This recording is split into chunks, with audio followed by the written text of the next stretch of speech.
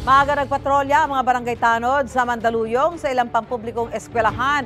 Alinsunod yan sa utos ng Department of Interior and Local Government na dagdagan ng seguridad bunsod ng mga karahasan sa paaralan. Live mula sa Mandaluyong, may unang balita. Si EJ Gomez. EJ?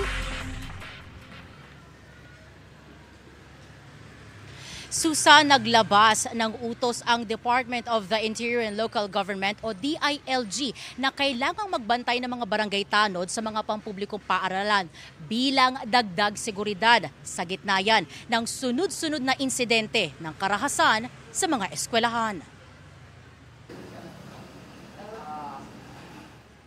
Alas 5 ng madaling araw, nadatnan namin nagmi-meeting ang mga tauhan ng barangay poblasyon dito sa Mandaluyong.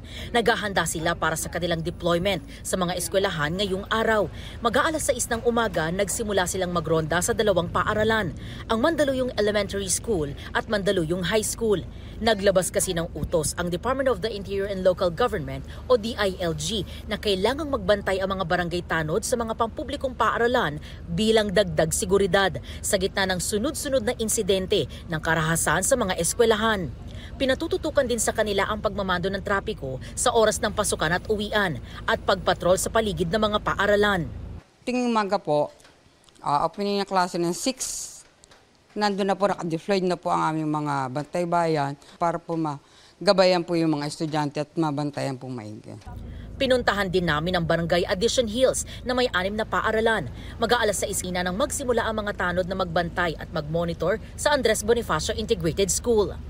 Pag oras ng pasukan o oras ng labasan, nagmumonitor na kaagad sila na magdi-deploy ng mga tao sa mga bantay bayan sa mga eskwelahan para maiwasan yung kaguluhan sa mga eskwelahan sa estudyante dito sa Mandaluyong.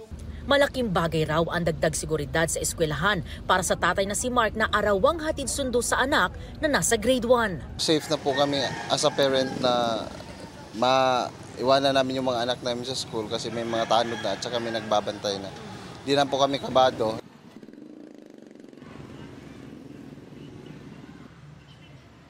Susana, ayon sa mga tanod ng ilang barangay dito sa Mandaluyong City na nakausap natin, talagang binabantayan daw nila ngayon yung mga grupo ng estudyante o kabataan na nag-aabangan sa paligid ng eskwelahan na kadalasan daw ay nagsisimula ng away o bullying. At yan ang unang balita mula po dito sa Mandaluyong City. EJ Gomez para sa GMA Integrated News.